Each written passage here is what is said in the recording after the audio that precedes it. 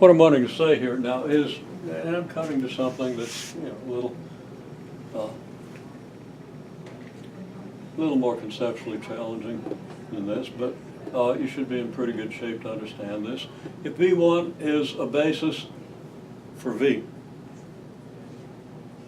and V1 is V1 through Vn, the vectors V1 through Vn, and then I said I was going to call this V1 prime, and I went right ahead and called it V2. The reason I want to use V1 and V1 prime instead of V1 and V2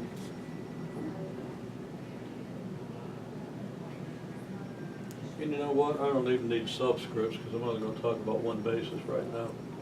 Thinking in the context of changing basis, okay? And we haven't done that yet. So we relate two different bases for the same space. The vector looks different, but the components are different. Things are the same. Okay, well, we're not doing that right now. This is a basis for B, for V. This is a basis for W, okay? So these are bases, plural of basis, right?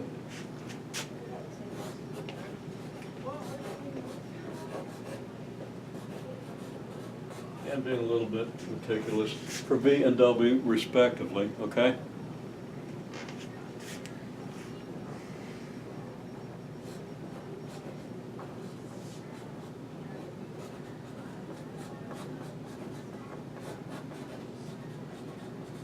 Any linear transformation T from V to W, and this is how we would typically write the transformation. Can be represented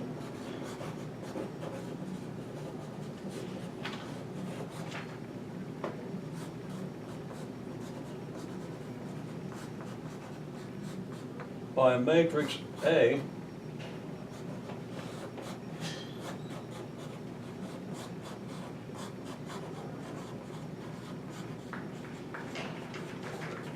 relative to these bases. Okay?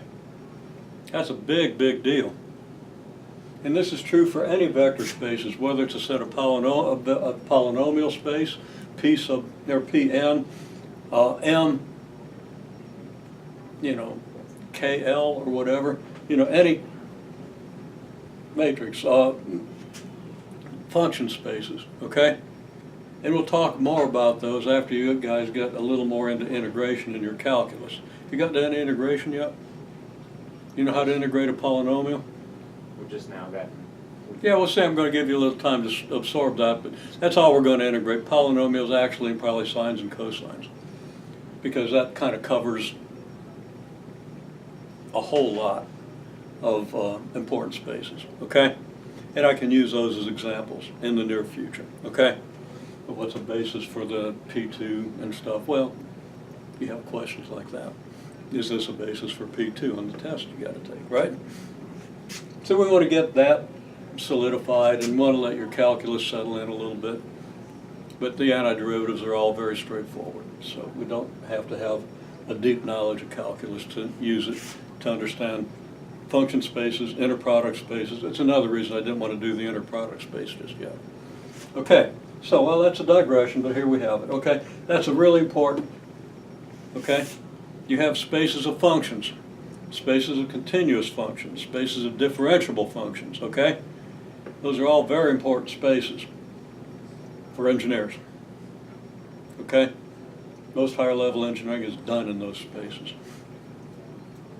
Yeah, that might be an overstatement. Depends on your field, many fields. Okay, well, got that? Now that means engineering fields, not mathematical fields. Mathematical fields are things that your constants are taken from. You don't want to know any more about that just yet, but you will soon. Okay, now let's see how this works. Let's see how we can define the matrix A for given linear transformation relative to the basis.